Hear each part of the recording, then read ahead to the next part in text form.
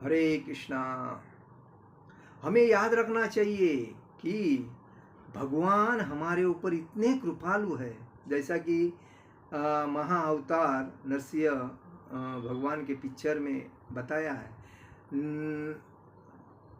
हिरण्यकश्यपु अपना पुत्र प्रहलाद महाराज को कितना तकलीफ देते हैं, लेकिन फिर भी भगवान अपने भक्त के ऊपर दया बताते रहते हैं, क्योंकि मेरा भक्त क्या कर रहा है उनका। क्योंकि भक्त हमेशा याद रखता है कि मेरे को किसका सहारा है, भगवान का सहारा है। बाकी ये सब जगत में जितने भी लोग हमें मिलते हैं जुलते हैं, माता पिता बहन भाई मामा काका दादा मामा मौसी आत्या, सब अलग अलग जो रिलेटिव है, अलग अलग फ्रेंड सर्कल में जो जितने भी मिलते हैं, ये तात्पुरता संबंध है हमारा इस जगत तक संबंध है। जब तक हम इंसान है, इस आत्मा हमारा इस शरीर में है, तब तक संबंध है। इसके आगे का संबंध किसका है? इसके पहले भी, हम जन्म लेने के पहले भी हमारा संबंध किसके पास था, किसके साथ था? भगवान के साथ था। भगवान ही हमें पहले से अच्छी तरह 84 लाख योनि से मुक्त करके मनुष्य जीवन दिया। और मनुष्य जीवन देने के बाद अगर हम लोग इस माया जाल में, वो सुंदर स्त्री है, उससे मुझे भोग करने को मिलेगा तो कितना आनंद लगेगा, ये बाइक मेरे को कितना मिलेगी तो आनंद लगेगा, ये कार मिलेगी तो कितना आनंद है, देख देख उसने कितनी प्रॉपर्टी अच्छी ली, अगर मेरे को मिलती तो मैं लेता तो उसके लिए वो प्रॉपर्टी खरीदने के लिए मैं दिन रात मेहनत कर रहा हूँ। किसके लिए कर रहे हो? क्यों? ये तुम्हारे साथ नहीं जाएगा, ये तो इधर ही रहेगा। ये खाली लालच है, लोभ है, मोह है। तुम क्यों अंधे हो रहे हो?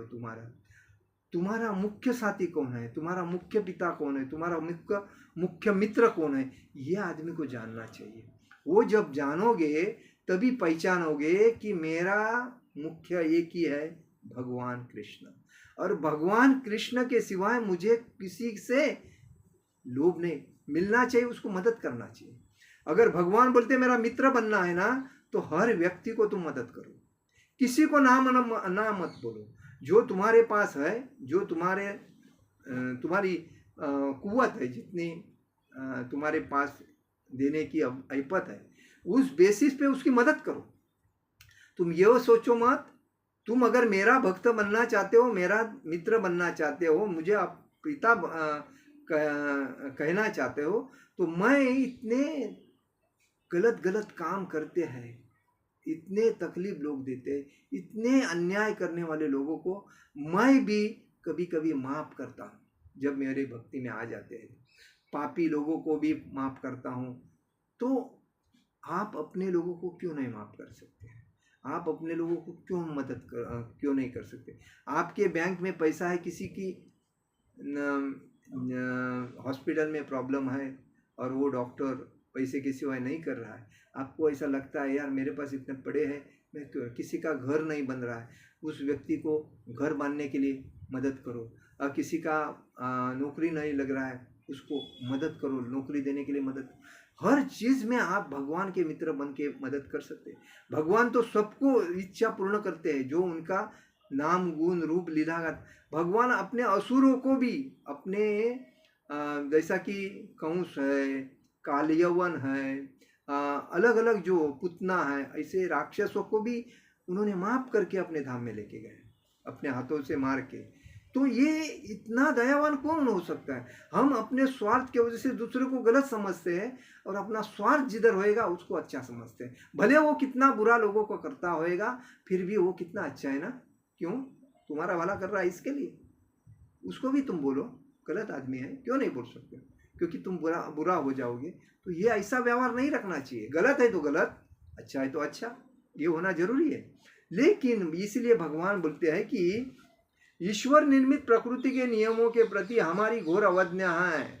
अवज्ञा के बावजूद भी भगवान हमारे भरण पोषण के प्रति बहुत कृपालु होते हैं।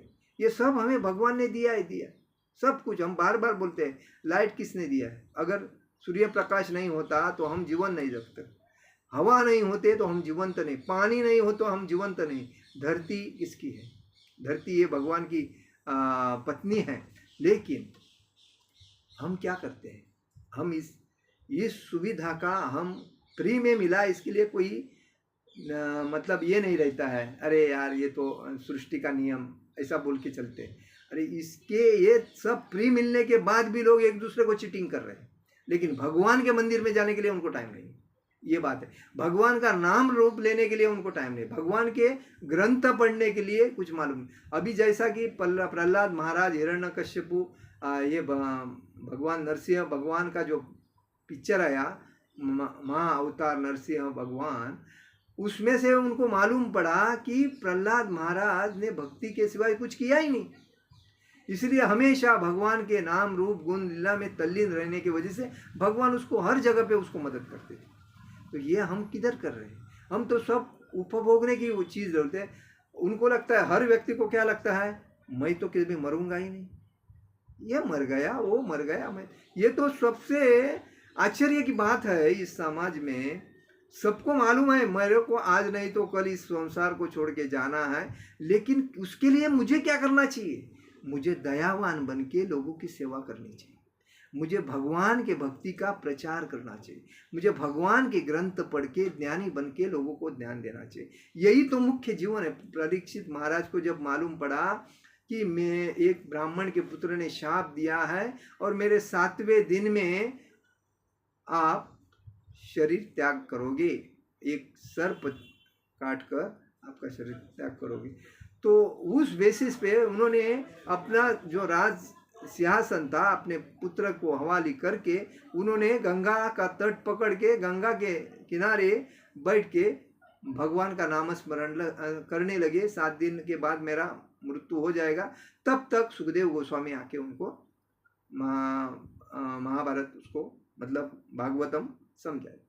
तो ये हकीकत बात होने के बाद भी हम लोग ज्ञानी नहीं बनते, यही तो हमारा महामूर्खता है।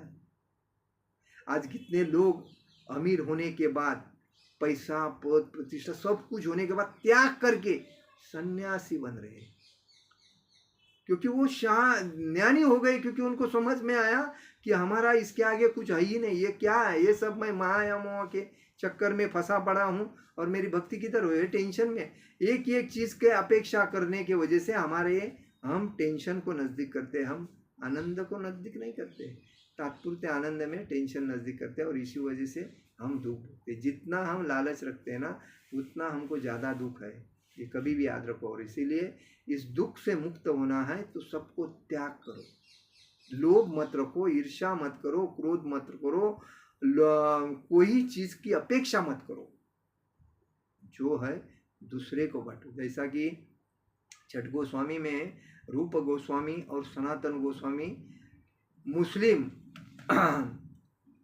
राजा के दरबार में मंत्री थे।